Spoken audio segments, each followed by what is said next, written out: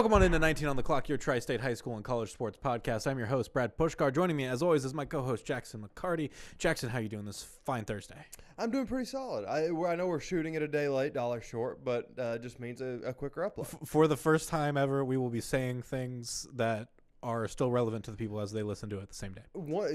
Certainly for the first time in like maybe a year, because like I know we've had to do Thursday very seldom. Yes. I think there was a corrupted episode maybe when we first started doing the levy. Yeah. That we shot on a Thursday. Yeah, that was a fun one. I know I did my interview with Betsy Ross when you were off one time on a Thursday and flipped it the same day, which was great.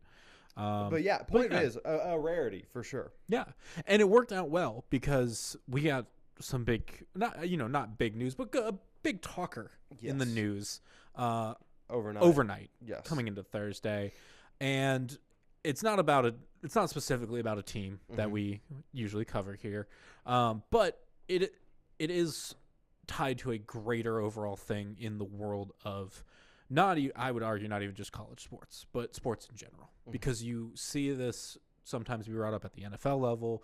You see it be brought up in not just college football, but other college sports as well. And that is about scheduling. Yeah, we were talking about scheduling 2 weeks ago with the baseball softball stuff. Yes, exactly. With cancellations. Yes. And so specifically what is in the news, what's in the headlines, is Arkansas's AD. Hunter Yurachek making a big post talking about the kickoff times for their football program this year. Now, I'm going to mostly read exactly what he wrote with some give or take. So he says, I'm extremely concerned and displeased about the recently released kickoff times for our football program in consecutive weeks this September, the impact it will have on the well-being of our student athletes. ESPN has set our game at Utah for 9:15 p.m. Central Time on September 12th. We anticipate returning to campus at approximately 6 a.m. on Sunday, followed by an 11 a.m. home kickoff against Georgia just 6 days later on September 19th. This assigned schedule will cost our student athletes nearly a full day of rest and recovery that they would otherwise have available to them. It's not just a competitive disadvantage, welfare issue for the young men who represent our program and contribute greatly to the bottom line of our television partners. It says the scheduling is unacceptable, neglect for well-being of college athletes, that he believes that there are not other programs in the SEC that would be placed in a similar position, and is asking the SEC office and the ESPN to pursue an alternative solution for one or both kickoff times during those weeks, and that the focus must be on the well-being of the game's participants, not the bottom line of our media partner. Okay, so first off, yes. That's what Yurachek says. Yes. Sankey, the SEC's commissioner, is like, I don't like it, but we do see that responsibility to ESPN. Mm-hmm. Then Ryan Silverfield, Arkansas's head coach, is asked about it. And he's like, I just want what the fans want. We will prepare accordingly. Silverfield, correct. He's safe. Yeah. He's safe from all this. That is correct. That is the right answer. That is a dude who gets it.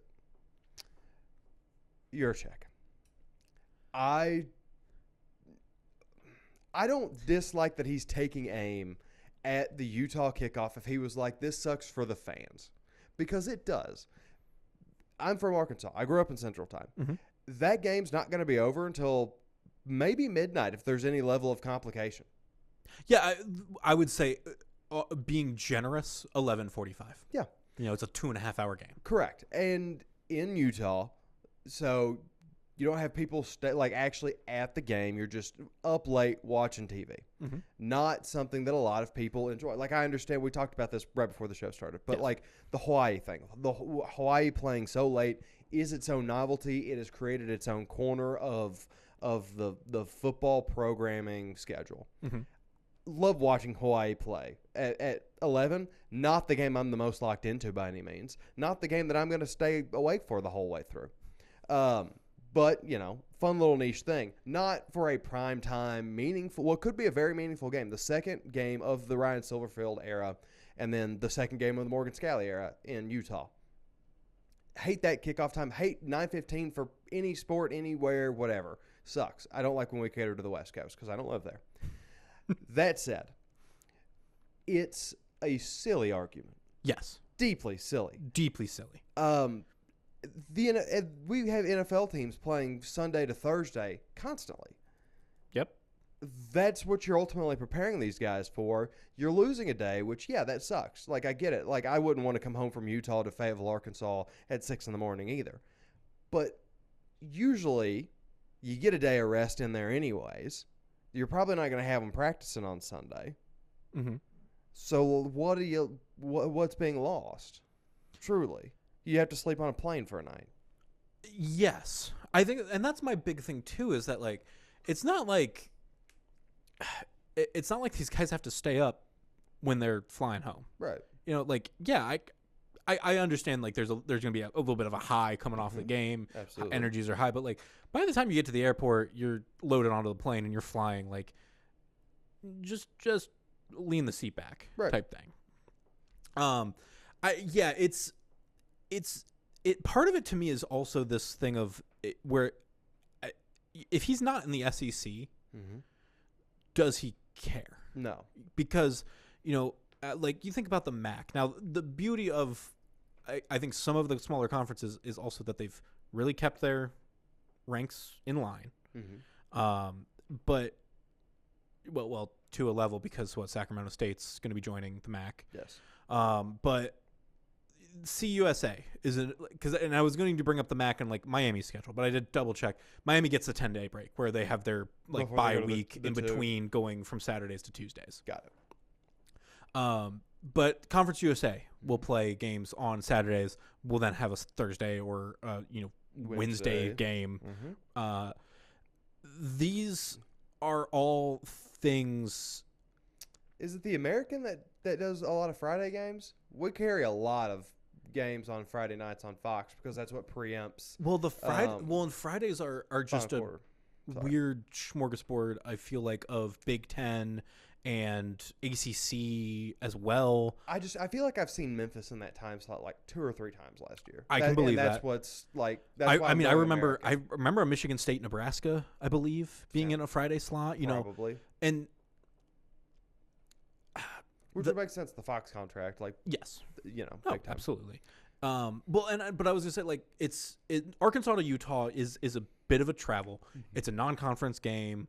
Like it was scheduled by the team. It's not just like, oh, the SEC set these matchups and blah blah blah blah blah. You're not gonna make that game the noon game. No. If you're any television partner, it doesn't matter if it's ESPN, it doesn't matter if it's whoever. Unless it's going on just the streaming app, like then whatever. Like sure, you can have a 12:30 kickoff. Yeah, but they're trying to televise it because they want it to be televised. Because that's the thing is I'm seeing and realizing more and more how many different broadcasts these games are covered by. You know what I mean? Because you have 5 different options of ESPN, or where it's like, oh, this game's on ESPN, or this game's on ESPN2. It's on ESPNU. It's on network news. It's on the SEC network. Right. Yes, things like that. The app itself. Yeah, because like right now, obviously, I have the TV thing pulled up. The nearest whatever that I think you probably could have just subbed it for, Charlotte at Ole Miss, 7:45 that week on ESPN2 and the SEC network. You probably could have just put the Utah and Arkansas game on that, and then done Charlotte Ole Miss on ESPN. Like I don't think that's causing too big of a rift. But also, Arkansas is hosting Georgia. I would even somewhat kind of get it if they were in Athens. If you had to travel, if they had to travel again, right? I would get that. I'd be like, sure, yeah, like all right. I wouldn't get it fully, but like I'd start to understand what his point is. Yeah, because you're traveling on like Friday. Correct. That's 2 days now. You're bookended. Here's my other thing too, is that this is not every athletic director, and this is not every university, but so many of them play this well-being of our student athletes, the focus on their students and athletes, but students first. You're not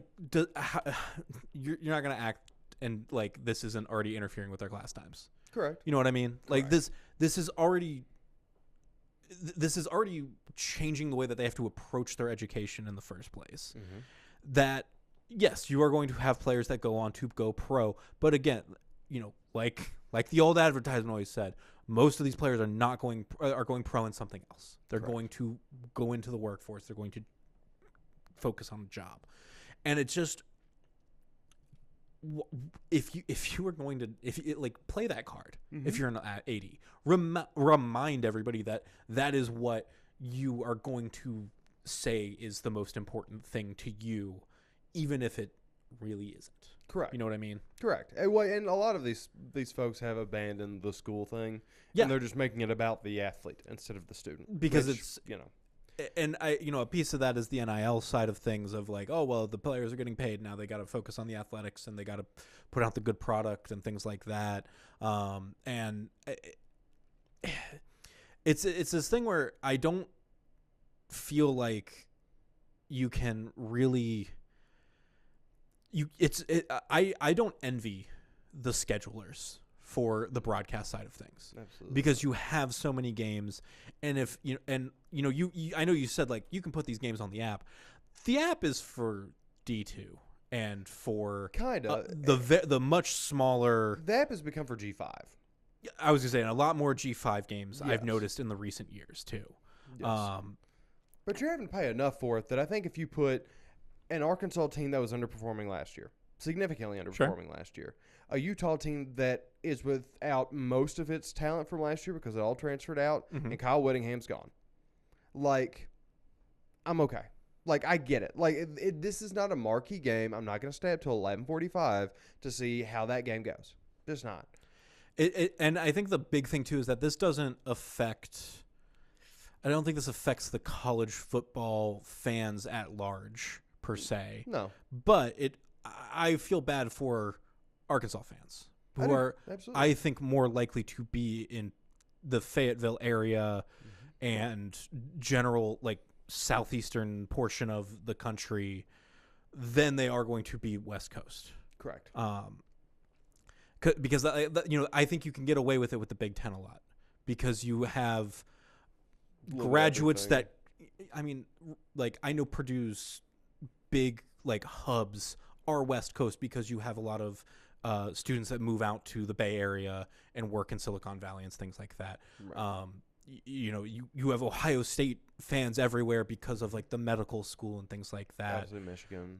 Yeah. Michigan spreads everywhere. I mean, heck, Indiana has journalists everywhere as well.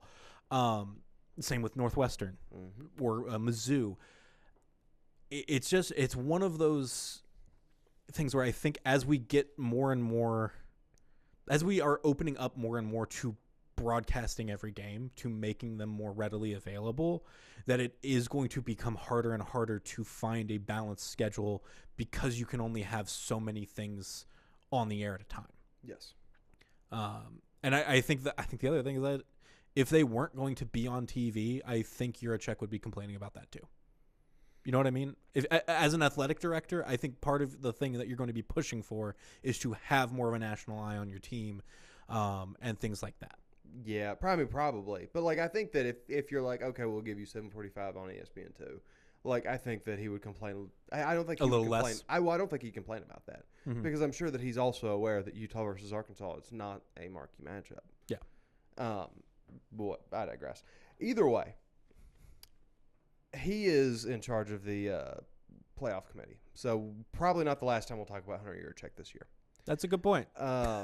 So that's a name to remember, folks. Otherwise, pretty big news in the tri-state on the basketball side of stuff. Yes. Do you want to yeah. tell us about the big decision that was made? Absolutely. So Cam Mercer, a name that if you've listened to the podcast, you're probably decently familiar with, a 5-star basketball player out of Princeton, has now committed to the University of Cincinnati. Yes. Jared Mayo not Jared Mayo, that's the old Patriots linebacker. Jared Calhoun. Yep. Gets his first big time commit. Cam originally was class of 28. He will now reclassify to 27. He marks the third ever 5-star commit to UC per 24/7 Sports. It was Lance Stevenson, and then I'm forgetting the other one, but there's one more. And then last year, he averaged 14.2 points per game. He missed the beginning chunk of the season with an injury. But when he came back, found that motion, 2.4 steals, 5.4 rebounds, was very integral to Princeton's success throughout the season. I would say Cam Mercer was the highest rating since Lance Stevenson. In composite, he was higher than Lance. I know that much. Here, I can find it real fast. It won't. Was it Sean Abayev? Yeah. Sean Abayev. There you go.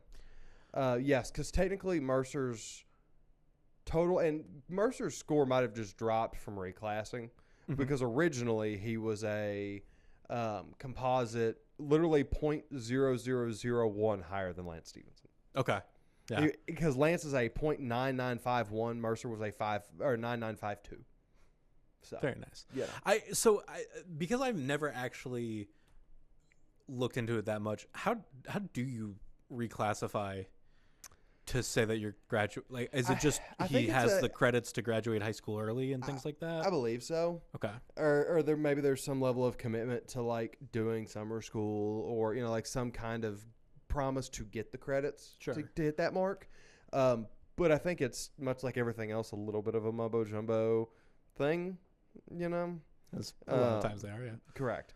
But yeah, so he's going to bump up to 27. So we've only got one more year of him in high school, and we thought we had 2. Yeah. Which is crazy. And I will say this was a fun recruitment to watch because he was being hotly contested by both Xavier and UC. Yes. And I specifically remember a lot of UC fans seeing the photos that he posted from like the Xavier visit and things like that.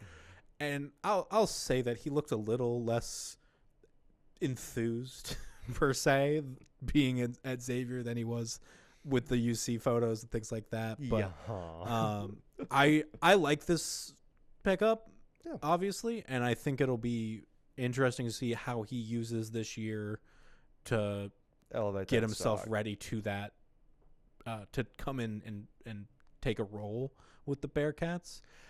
I personally, because obviously Cam Mercer, I can sit here and talk about it for a while, but what this reflects to me, just in terms of the Jared Calhoun of it all, is he has a massive chance to do something like actually crazy and create a tri-state team made up of like genuine talents.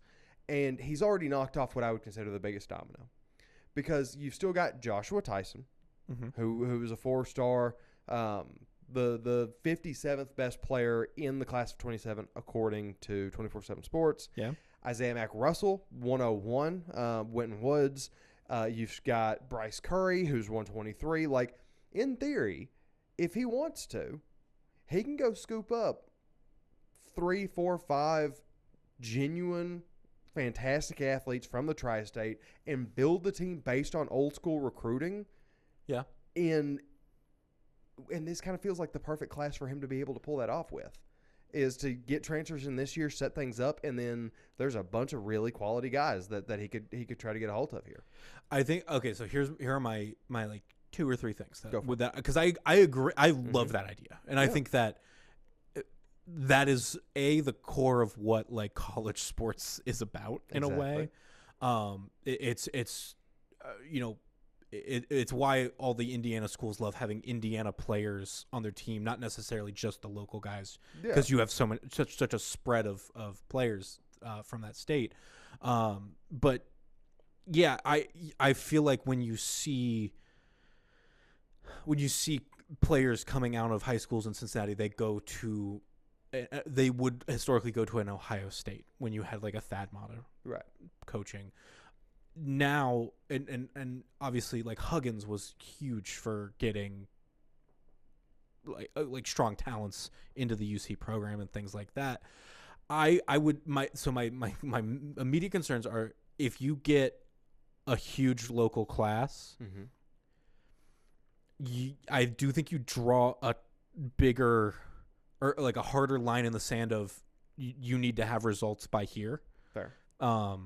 because you're absolutely right. This first year is going to be transfers. It's going to be a team that he builds quickly, that he's just like, okay, we got to make the most of this. Let's see what pieces stick and what we can kind of build off of with what we're adding from future, like from a class like Cam's. Right. My other concern would just be that a lot of obviously I don't know the thought process of all these high school players, but if I'm coming out of high school and I've been going head to head with all these guys for the past, however many years, 2-3 years, it's not that I don't want to be on the same team as them, but when you overlap, I need to know, hey, I'm going to get just as much play time. Like if I'm Isaiah Mack Russell, I want to know I'm going to get as much play time if I'm coming on it with Cam Mercer type thing. And that's fair. Like, so I was just quickly scrolling through this just out of curiosity to see how many of them Xavier had offered. Mm-hmm. Xavier has only offered one of the 4 players we've mentioned, other than Cam. Is it Tyson? No, it is Isaiah Mack Russell. It is Isaiah Mack Russell. Bryce Curry has not been offered, and Joshua Tyson has not been offered by Xavier. Interesting. Could see, because obviously the money aspect of it. If all 4 players were to stay local, I could see Tyson and Curry going to UC as a tandem because they know they play well with each other, and they kind of played pretty distinctly different positions than Cam. And Cam's getting bigger. Like Cam right now is 6'5", 200. He's probably going to be 6'7", 6'8". Like he's a big kid.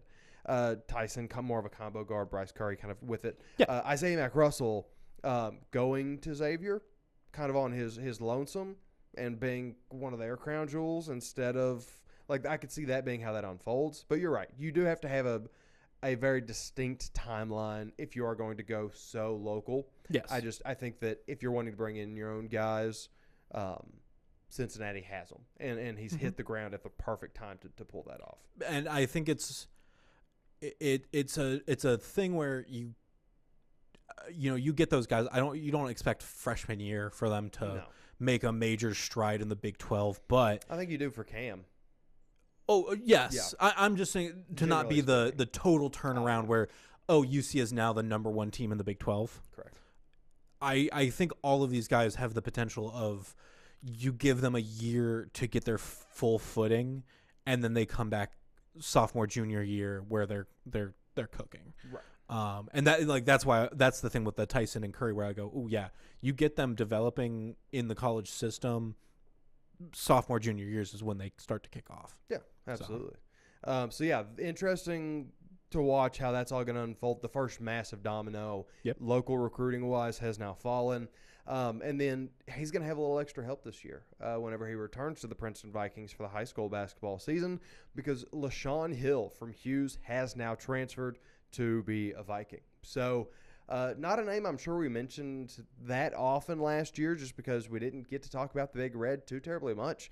But he was a difference maker for him. 19.3 points per game, 5 assists, 3.3 steals.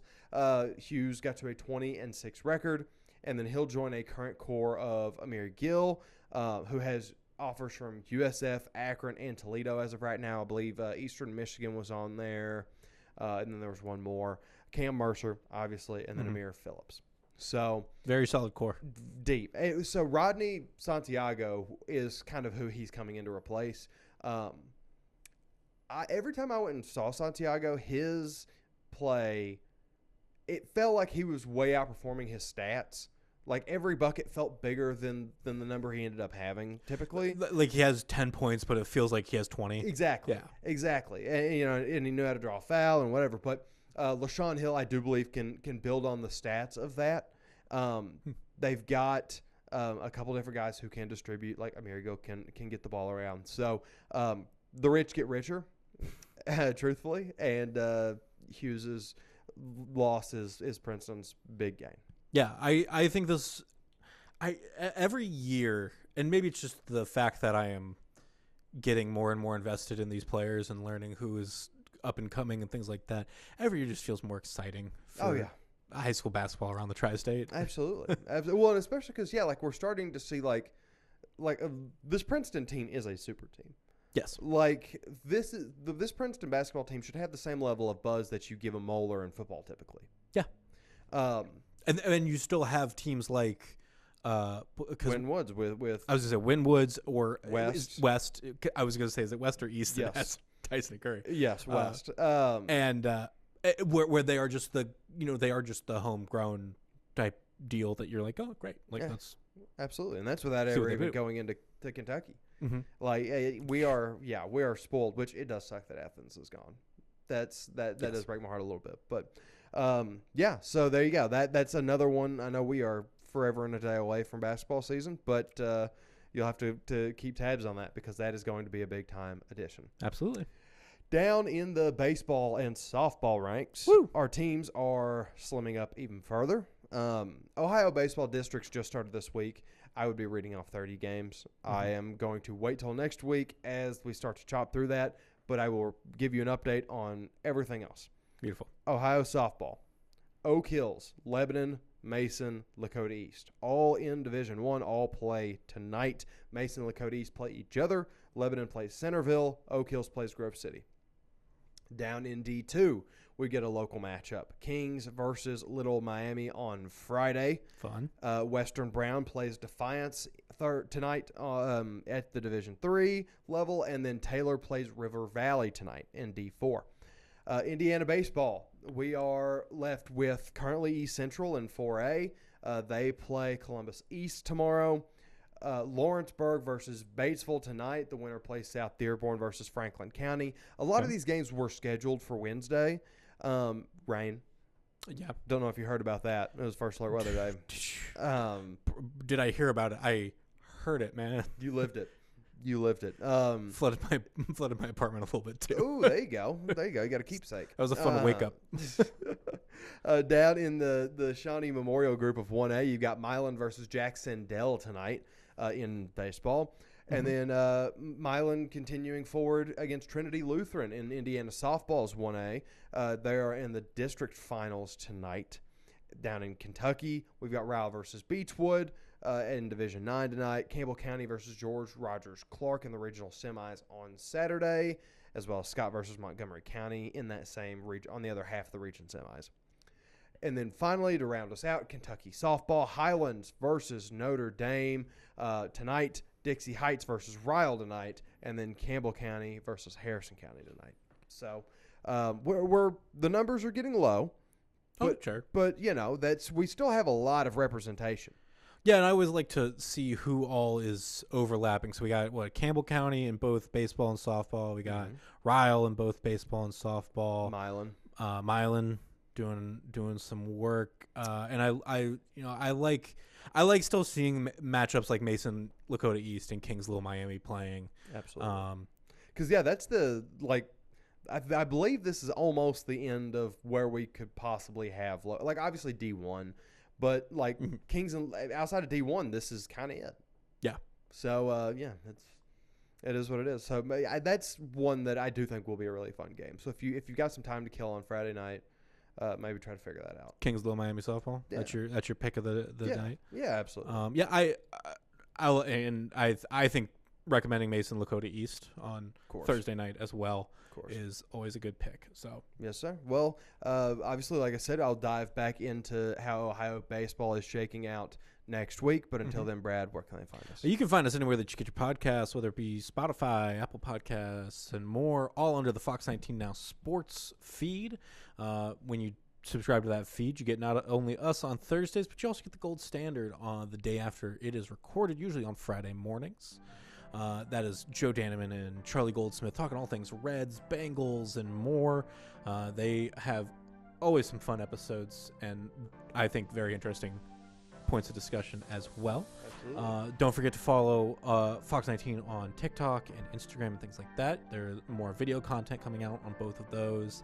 And you can also follow us for the video versions on YouTube under Fox19 Now. There is a podcast playlist just of us, as well as Offsides with Gabby Sorrentino and the old Crime Vault episodes if you ever want to check those out as well.